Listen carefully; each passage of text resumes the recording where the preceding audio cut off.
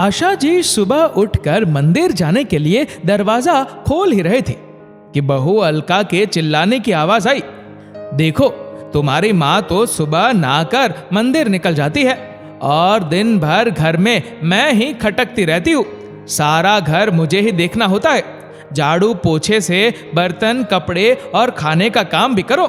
मैं तो इस घर से कभी निकल ही नहीं पाती हूँ। अरे इनका मन नहीं लगता तो कहीं निकल जाए, मुझे तो इनकी जरूरत भी नहीं है।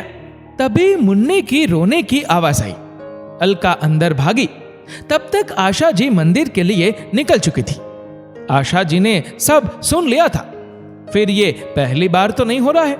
अलका के चिल्लाने का रोज यही समय होता था, क्योंकि उस वक्त उनका बेटा शरद भी घर पर ही होता था। अलका ने घर का माहौल ऐसा बना रखा था कि उसमें शांति से रह नहीं सकते थे। आशा जी भी थोड़ी शांति ढूंढने के लिए मंदिर ही चली जाया करती थी, क्योंकि और कहीं भी उन्हें जाने की जगह नहीं थी। एक ही बेटा शरद है तो उसी के साथ रहना था। शरद भी अपनी पत्नी की हाँ में हाँ मिलाता रहता था और अपनी माँ आशा जी की एक बात भी नहीं मानता था। दोनों बेटे बहू उनके साथ सभी व्यवहार नहीं करते थे। बहू के व्यवहार का उसे इतना दुख नहीं होता था, पर अपने ही खून बेटे के व्यवहार से आशा जी मन ही मन दुखी रहती थी। वो दोनों से कुछ कहती नहीं थी, क्योंकि इतनी उम्र में दोनों से बहस करने की उनमें शक्ति नहीं थी। मंदिर पहुंचकर वो काफी देर ईश्वर से हाथ जोड़ती रही। शक्ति दे, हे ईश्वर शक्ति दे, एक माँ को ये सब सहन करने की शक्ति दे। मंदिर की सीढ़ियों में बैठकर वो थोड़ी देर वहां से छोटे बच्चों को देखती निहारती रहती थी, जो स्कूल जा रहे होते थे। मंदिर के पास में ही एक छोटा सा स्कूल है। काश बचपन कभी बड़ा नहीं होता। वो आहें भरती और उनकी आंखें भर आती थी। उन्हें भी पढ़ने का बहुत शौक था। वो तरह तरह की किताबें पढ़ा करती थी। उनके मायके वालों ने उन्हें 9वीं तक तो पढ़ाया था और बाद में आगे की पढ़ाई के लिए शहर नहीं जाने दिया। 10वीं तक आते आते उनकी शादी करवा दी। उस जमाने में छोटी उम्र में शादी कर देते थे। शरद के पिता यूं तो अच्छे थे, पर उन्हें शराब पीने की बहुत बुरी लत थी और ज्यादा शराब पीने की वजह से उनका लिवर खराब हो गया और वो बहुत जल्दी इस दुनिया से चले गए। उनके जाने के बाद उनकी राशन की दुकान पर आशा जी बैठने लगी। वो दुकान भी संभालती और घर भी संभालती थी।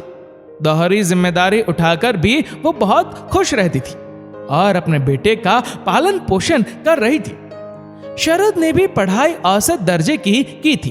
वो ज्यादा पढ़ना भी नहीं चाहता था। उसने स्नातक तक की पढ़ाई की और दुकान संभालने लगा। इसलिए अब दुकान और भी अच्छी चलने लगी। धीरे धीरे शरद ने दुकान पर 2 नौकर रख लिए और आशा जी अब पूरी तरह से घर संभालने लगी। अब शरद की शादी की उम्र हो चली थी। अलका शरद को देखते ही पसंद आ गई और दोनों की शादी हो गई। अपने बेटे का घर बसता देखकर आशा जी काफी खुश थी और वो इस चीज से भी खुश थी कि शरद में कोई बुरी आदत नहीं थी। उसे सिगरेट और शराब की बुरी लत नहीं थी और दुकान भी वो काफी अच्छे से संभाल रहा था।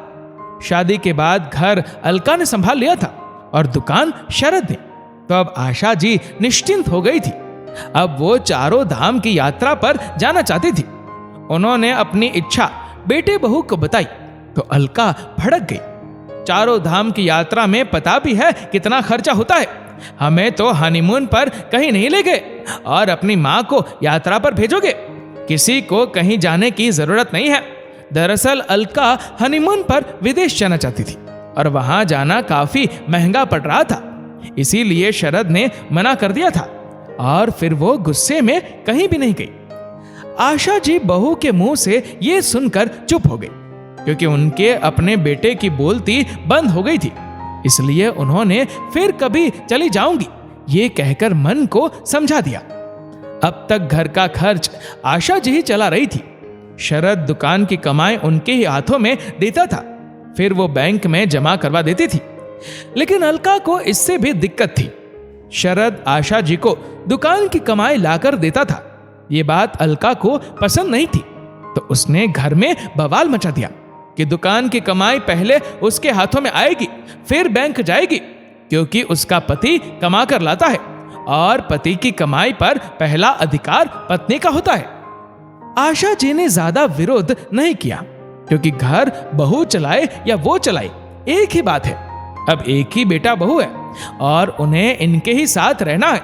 कुल मिलाकर घर में शांति और सुख बना रहे। आशा जी ने खुशी खुशी दुकान बेटे को संभला दी और घर बहू को संभालने दिया। आखिर मुझे अब करना भी क्या है? 2 रोटी खानी है और जीवन जीना है। मगर ये 2 रोटी भी उन्हें शांति से नसीब नहीं होती थी। ऐसा लगता था कि उनका घर में रहना ही बहू को खटकता था। अलका बात बात पर उनका अपमान करती रहती थी और शरद भी चुप्पी साधे रहता था। अलका अब 2 बच्चों की मां बन चुकी थी। जैसे तैसे आशा जी उनके साथ में रह रही थी। एक दिन वो बाथरूम में फिसल गई और उनके पैरों में चोट लगी, इसलिए उनसे ढंग से चला नहीं जा रहा था। 2-4 दिन वो मंदिर नहीं गई तो अलका बड़बड़ाती रहती थी। अपनी मनहूस सूरत लिए घर में ही बैठी रहती है। इससे अच्छा तो यही था कि रोज मंदिर चली जाती थी। मैं भी चैन की सांस ले लेती थी, बच्चों को भी अच्छा खाने को देती थी, पर इनकी नजरें तो खाने पर ही गड़ी रहती है। सुनो, इनका कोई दूसरा इंतजाम कर लो। अलका ने फैसला सुना दिया। दूसरा इंतजाम? ये शब्द आशा जी ने सुने तो सुन्न पड़ गई। ये लोग मुझे कहां भेज रहे हैं? मैं अपने घर को छोड़कर कहीं भी नहीं जाऊंगी। तभी शरद की आवाज आती है, हम मम्मी को इस उम्र में कहां भेजेंगे? मुझे नहीं पता, कहीं भी भेजो, पर मैं इस बुढ़िया के साथ में रहना नहीं चाहती हूं। मैं अब और बर्दाश्त नहीं कर सकती हूं। फिर 2 दिन ऐसे ही निकल गए। एक दिन आशा जी ने बेटे बहू को बात करते हुए सुना। वो उसे वृद्धाश्रम भेजने की तैयारी करने में लगे थे। बहू को बड़ी जल्दी थी कि वो अपनी सांस से छुटकारा पाए। आशा जी के पैरों से जमीन सरक गई। आखिर वो तो इनको जरा भी परेशान नहीं करती है, अपने पोते को भी देख लेती है और बहू के कितने सारे काम कर देती है।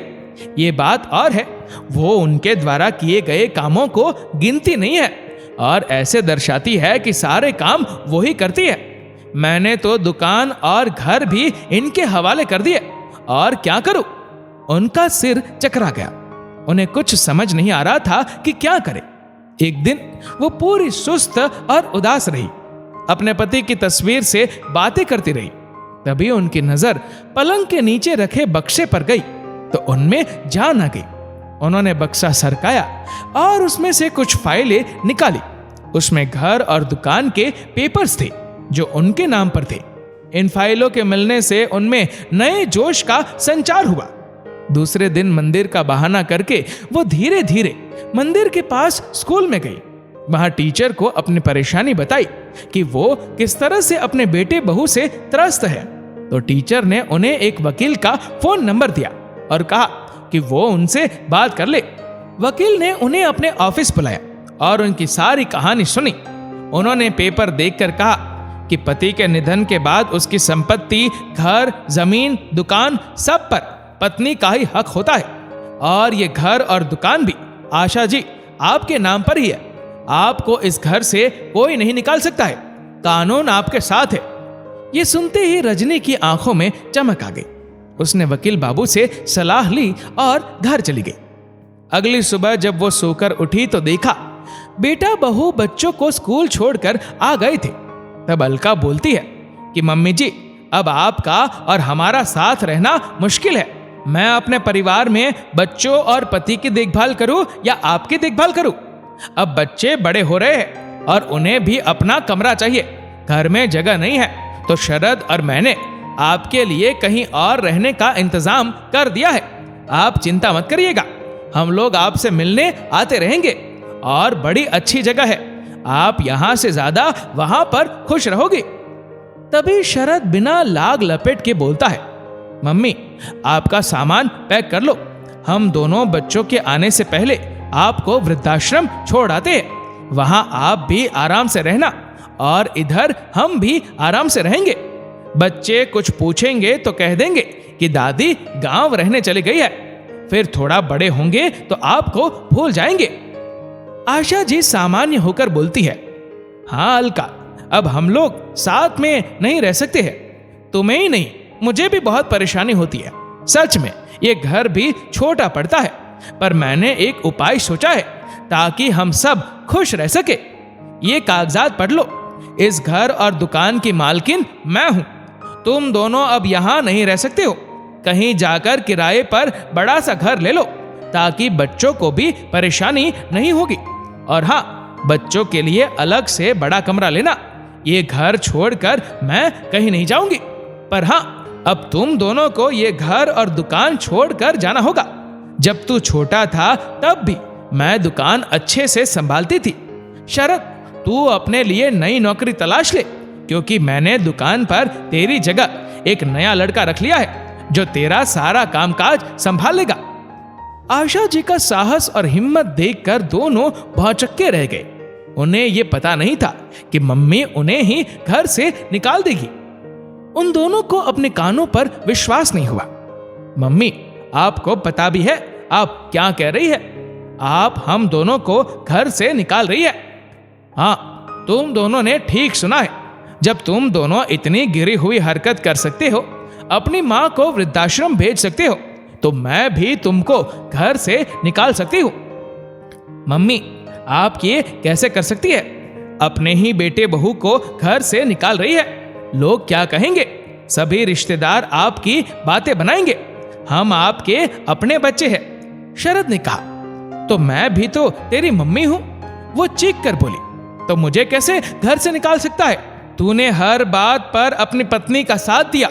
मैं ये सोचकर चुप रही कि कोई बात नहीं, अलका घर की बहू है और वो सदा खुश रहनी चाहिए। घर की लक्ष्मी खुश रहती है तो घर में बरकत होती है। पर मैं इस बात पर चुप नहीं रहूंगी कि तू अपनी पत्नी के साथ मिलकर मुझे मेरे ही घर से निकाल दे।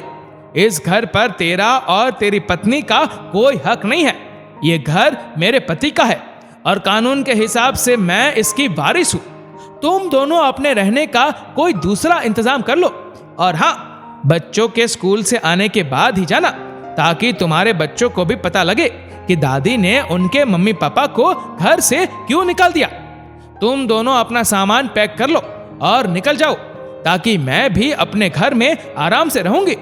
मुझे रोज रोज अपमान के घूंट तो नहीं पीने पड़ेंगे। रोज बहू की जली कटी और ताने सुनने से बेहतर है मैं यहाँ अकेली रह लूंगी और दोपहर के समय दुकान चली जाऊंगी।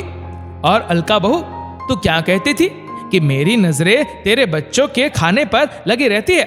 अरे तो क्या हुआ, बुढ़ापे में हमारी भी खाने की इच्छा होती है और तूने कभी मुझे भरपेट खाना नहीं दिया।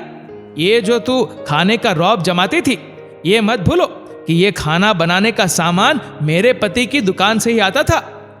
अलका और शरद की नजरें झुक गई। उन्होंने माफी मांगी, पर आशा जी उन्हें माफ ना कर सकी। दोनों अपने बच्चों को लेकर घर छोड़कर चले गए। दोस्तों, जो बेटे बहू अपनी माँ को वृद्धाश्रम भेजने की सोचते हैं या भेज देते हैं, तो वो भी कभी सुखी नहीं रहते हैं। याद रखें कि ईश्वर का न्याय इसी जन्म में हो जाता है।